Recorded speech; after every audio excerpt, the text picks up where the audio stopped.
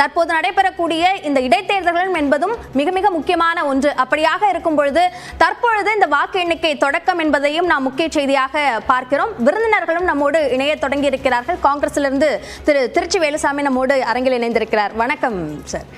நீங்க எப்படி எந்த எதிர்பார்ப்போட, எந்த அளவுக்கான ஒரு எதிர்பார்ப்போட இந்த தேர்தலை அணுகிறீங்க? எதிர்பார்ப்பு என்பதல்ல, நான் அரசியலில் மற்றவர்களை போல என்னுடைய விருப்பத்தை எல்லாம் சொல்லிட்டு போவதில்லை. எதுவும் நடக்கலாம் என்பது எனக்கு தெரியும். ஆனால் ஓரளவுக்கு என்னுடைய அனுமானம் நடக்கிற நிகழ்ச்சிகளை வைத்து பார்க்கிற போது, இப்போ இந்த தேர்தலில் மிக முக்கியமான ஒன்று நீங்கள் மாநிலங்களை நினைக்கிறீங்க. ஆனால் வயநாடு தேர்தல் முடிவு என்பது எதிர்காலத்தில் இந்திய நாட்டுடைய அரசியல் போக்கையே வேறு விதமாக திசை திருப்புவதற்கான முதல் திருப்பம்னு நான் பார்க்குறேன். என் பார்வையில் வயநாட்டில் பிரியங்கா வெற்றி பெறுவதில் எந்த தயக்கமும் கிடையாது. உறுதியாக வெற்றி பெறும். வெற்றி பெற்ற சில நாட்களிலே, ஒரு வாரத்துக்குள்ளே பாராளுமன்றம் கூடுது. பாராளுமன்றத்தில் பதவியேற்க போகிறாங்க. பதவியேற்று முதன்முறையாக அந்த பெண் பேசுகிறதுக்கு பின்னால் நீங்கள் இன்ப அதிர்ச்சி தான் இதுக்கு சொல்லணும். இந்திய நாடு முழுவதும் இருக்கிற கட்சிக்கு அப்பாற்பட்ட பொதுமக்கள் ஒட்டுமொத்தருடைய பார்வை அந்த பெண்மணியுடைய பேச்சிலே தான் போய் நிற்கும் அப்படின்னு நான் நினைக்கிறேன். அந்த பெண்மணி எப்படிப்பட்டவர் என்பதை நான் இளம் வயதிலிருந்து பார்த்துக்கிட்டு இருக்கேன். தெளிவான சிந்தனை, உறுதியான மனோநிலை, துணிச்சல், எல்லாவற்றுக்கும் ஒட்டுமொத்தமான ஒரு உருவமாக அவர் இருக்கிறார். அதனால் அவர் வந்ததற்கு பின்னால ஒரு பெரிய மாற்றம் வரும். அது ஒன்று. அதே போலவே இந்த மகாராஷ்டிரா, ஜார்க்கண்டில் மகாராஷ்டிரா தேர்தல் என்பது மிகவும் கவனிக்கப்படத்தக்க ஒரு தேர்தல் தான். நான் அதை நினைப்பது, மகாராஷ்டிரா தேர்தலில் இன்றைக்கு இருக்கிற நிலைமையில் மற்ற மாநிலங்களை விட அந்த மாநிலம் ஒரு வித்தியாசமான மாநிலம். விவசாயம் முக்கியமாக இருக்கிறது, தொழில் பிரதானமாக இருக்கிறது. இந்த ரெண்டையும் மேம்படுத்துவது ஒரு ஆட்சிக்குடைய இலக்கணமே அதுதானே. தொழிலும் விவசாயம் இருக்கணும், அதை மேம்படுத்த கல்வி இருக்கணும். இந்த மூன்றுமே சம அளவில் இங்கே இருக்கக்கூடிய ஒரு மாநிலம். இன்றைய சூழலில் அங்கே விவசாயிகளுக்கும் பயங்கர பிரச்சனை, தொழிலாளர்களுக்கும் தொழில் நடத்துகிறவர்களுக்கும் பயங்கர பிரச்சனை இருக்கு. இந்த நேரத்தில் அங்க இருக்கிற மக்கள் ஆளுங்கட்சிக்கு எதிரான மனோநிலையில் தான் இருக்க முடியும் என்று நான் நினைக்கிறேன். சரி, நம்ம தொடர்ந்து பேசலாம். மூத்த பத்திரிகையாளர் திரு பிரியன் நம்மோடு இணைந்திருக்கிறார். அவரோடும் பேசுவதற்கு முன்பாக, தற்பொழுது வாக்கு எண்ணிக்கை தொடங்கி இருக்கிறது சார்ந்த தகவலை நம்முடைய செய்தியாளர் சுசித்ராவிடம் சுருக்கமாக கேட்டுவிட்டு வரலாம்.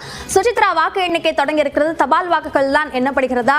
எப்போதிலிருந்து வாக்குப்பெட்டிகள் எண்ணும் பணி தொடங்கும்?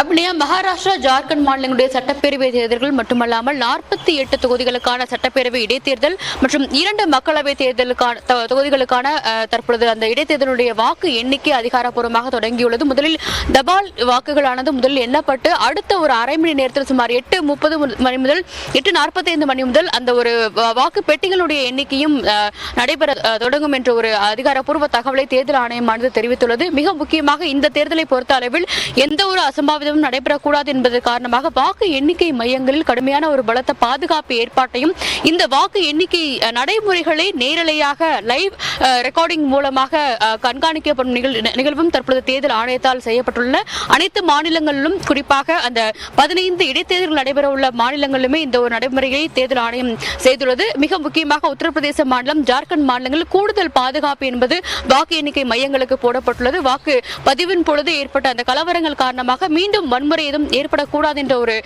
அடிப்படையில் இந்த ஒரு செயல்பாட்டை செய்துள்ளதாக தேர்தல் ஆணைய அதிகாரிகள் தெரிவித்திருக்கிறார்கள். மிக முக்கியமான தொகுதிகளாக பார்க்கப்படும் வயநாடு உள்ளிட்ட மகாராஷ்டிரா தொகுதிகளுக்கான ஒரு பார்வையாளர்களும் தேர்தல் ஆணையத்தால் கூடுதலாக நியமிக்கப்பட்டுள்ளார்கள். இந்த மாநிலங்கள் மிக முக்கியமாக சட்டப்பேரவை தேர்தலை சந்திக்கும் 2 மாநிலங்கள் மட்டுமல்லாமல் இடைத்தேர்தலை சந்திக்கும் மாநிலங்களுக்குமான ஒரு பலத்த பாதுகாப்பு என்பது துணை ராணுவ படையினருடன் தேர்தல் ஆணையத்தால் செயல்பாடுகளால் செய்யப்பட்டுள்ளது. அந்தந்த மாநிலங்களுடைய அந்த தேர்தல் ஆணையர்கள் நேரடியாக பல்வேறு வாக்கு எண்ணிக்கை மையங்களுக்கு நேரடியாகவே சென்று கண்காணிப்பிலும் ஈடுபட்டு வருகிறார்கள். அவை மட்டுமல்லாமல் அந்த வாக்கு எண்ணிக்கை மையங்கள் அமைந்திருக்கும் பகுதிகளிலும் பொதுமக்கள் கூடுவதற்கான ஒரு தடை என்பது விதிக்கப்பட்டுள்ளது. அது மட்டுமல்லாமல் ட்ரோன் கண்காணிப்பு, சிசிடிவி கேமராக்கள் மூலமான கண்காணிப்பையும் தேர்தல் ஆணையம் இந்த மாதிரி கடுமையாக பலப்படுத்தி இருக்கிறது. இன்று ஒரு சுமார் 10 மணி முதல் முதற்கட்ட ட்ரெண்டிங் என்பது அதிகாரப்பூர்வமாக வெளியாகும் என்றும் எதிர்பார்க்கப்படுகிறது. அபினியா. வாக்கு எண்ணிக்கை தொடங்க இருக்கிறது. எனவே நம்ம ரொம்ப சுருக்கமா இன்றைய நாளை நம்ம பார்க்க முடியும். ரொம்ப குறிப்பா வாக்கு எண்ணிக்கை தொடங்கி இருக்கக்கூடிய செய்தியை பார்க்கிறோம். முதல்ல தபால் வாக்குகள் தான் எண்ணப்படும். தபால் வாக்குகள் முடிந்த பிறகுதான் இந்த வாக்கு இயந்திரத்தினுடைய எண்ணிக்கை. 11 மணி வாக்குல நமக்கு ஓரளவுக்கு நிலவரம் தெரிய வரலாம், வழக்கமானதா. ஆனால் இன்னைக்கு நாம பார்க்க இருக்கிறது இது டெஸ்ட் மேட்சா இருக்க போதா T20 அப்படிங்கிறதா தெரியல. ஏன்னா ரொம்ப கடுமையான போட்டி இருக்கக்கூடிய மகாராஷ்டிராவை பொறுத்த வரைக்கும் தேர்தல் முடிவுகளுக்காக மாலை வரை காத்திருக்க வேண்டுமா, இல்ல மதியமே ஒரு கிளியர் மேண்டேட் வருதா? ரொம்ப குறிப்பா நம்ம கடந்த தேர்தலில் பார்க்கிறோம், அமெரிக்க தேர்தல் வரைக்கும் போல்ஸ்டர்ஸ் உடைய எண்ணிக்கைகள்ல ஒப்பீனியன் போல்ஸ் எல்லாம் தவறாதான் வந்திருக்கு. ஹங் அசம்பிளி அல்லது ரொம்ப கடுமையான போட்டின்னு சொல்லக்கூடிய இடத்துலலாம் மேண்டேட் வந்து கிளியர் மேண்டேட்டா மக்கள் கொடுத்திருக்காங்க. அதனால இந்த முறையும் நம்ம வந்து எதையும் கணிக்க முடியுமா அப்படிங்கிறது தெரியல.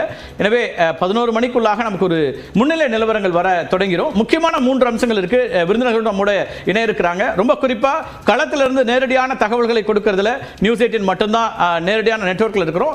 3 அம்சங்கள் இன்றைய தேர்தல் பத்திரிக்கை. மகாராஷ்டிரா ஒரு பினான்சியல் கேபிட்டல், பொலிட்டிக்கலா ரொம்ப சிக்னிபிகன்ஸா இருக்கக்கூடிய ஒரு மாநிலம். அங்கே யார் வெற்றி பெறுகிறார்கள் அப்படிங்கிறதும் திரு Sharad Pawar senior most politician இந்த கண்ட்ரி அப்படிங்கிற இடத்துல இருந்து அவருடைய அரசியல் எப்படி இந்த தேர்தல் இருக்க போது, உத்தவ் தாக்கரே அவருடைய நிலை என்ன அப்படிங்கிற ஒரு பக்கம் இருக்க, பிஜேபியில இருந்து அவர்களுடைய வெற்றி வாய்ப்பு என்னவாக இருக்கிறது. கடந்த நாடாளுமன்ற தேர்தலில் ஒரு செட்பேக் இருந்துச்சு அந்த அலையன்ஸ்க்கு.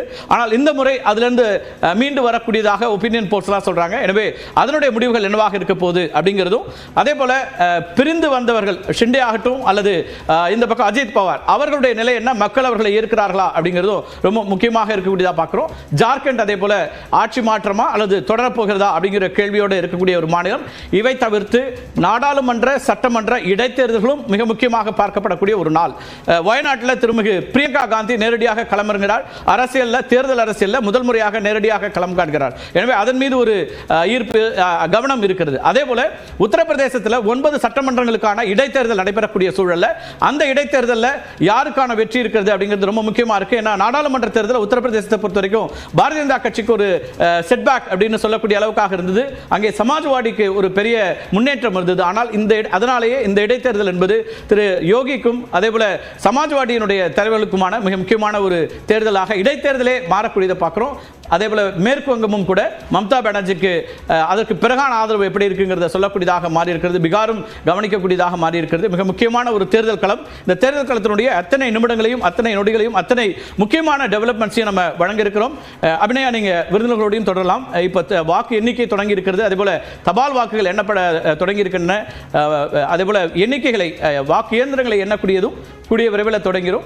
அடுத்த 1 மணி நேரம் 1.5 மணி நேரம் 10 மணிக்கெல்லாம் கொஞ்சம் ஒரு லீடு தெரிய ஆரம்பிச்சிடலாம்னு பார்க்க முடியும். எஸ் அபிநயா. நன்றி திரு கார்த்திகை செல்வன். இந்த வாக்கு எண்ணிக்கை என்பது தற்போது தொடங்கி இருக்கிறது. சரியாக 8 மணிக்கு இந்த வாக்கு எண்ணிக்கை தொடங்கி இருக்கிறது. ஆட்சியை கைப்பற்ற போவது யார் என்பது மிகப்பெரிய எதிர்பார்ப்பிற்கு உள்ளாக இருக்கிறது. இதனுடைய தாக்கம் என்பது தேசிய அளவிலும் பேசப்படக்கூடிய ஒன்று. அப்படியான மாநிலங்களில் தான் இந்த தேர்தல்கள் நடைபெறுகின்றன. தற்போது நடைபெறக்கூடிய இந்த இடைத்தேர்தல்கள் என்பதும் மிக மிக முக்கியமான ஒன்று. அப்படியாக இருக்கும் பொழுது தற்பொழுது இந்த வாக்கு எண்ணிக்கை தொடக்கம் என்பதையும் நாம் முக்கிய செய்தியாக பார்க்கிறோம். விருந்தினர்களும் நம்மோடு இணைய தொடங்கி இருக்கிறார்கள். காங்கிரஸிலிருந்து திரு திருச்சி வேலுசாமி நம்மோடு அரங்கில் இணைந்திருக்கிறார். வணக்கம் சார். நீங்க எப்படி எந்த எதிர்பார்ப்போட, எந்த அளவுக்கான ஒரு எதிர்பார்ப்போட இந்த தேர்தலை அணுகிறீங்க? எதிர்பார்ப்பு என்பதல்ல, நான் அரசியலில் மற்றவர்களை போல என்னுடைய விருப்பத்தை எல்லாம் சொல்லிட்டு போவதில்லை. எதுவும் நடக்கலாம் என்பது எனக்கு தெரியும். ஆனால் ஓரளவுக்கு என்னுடைய அனுமானம் நடக்கிற நிகழ்ச்சிகளை வைத்து பார்க்கிற போது, இப்போ இந்த தேர்தலில் மிக முக்கியமான ஒன்று நீங்கள் மாநிலங்களை நினைக்கிறீங்க. ஆனால் வயநாடு தேர்தல் முடிவு என்பது எதிர்காலத்தில் இந்திய நாட்டுடைய அரசியல் போக்கையே வேறு விதமாக திசை திருப்புவதற்கான முதல் திருப்பம்னு நான் பார்க்குறேன். என் பார்வையில் வயநாட்டில் பிரியங்கா வெற்றி பெறுவதில் எந்த தயக்கமும் கிடையாது. உறுதியாக வெற்றி பெறும். வெற்றி பெற்ற சில நாட்களிலே, ஒரு வாரத்துக்குள்ளே பாராளுமன்றம் கூடுது. பாராளுமன்றத்தில் பதவியேற்க போகிறாங்க. பதவியேற்று முதன்முறையாக அந்த பெண் பேசுகிறதுக்கு பின்னால்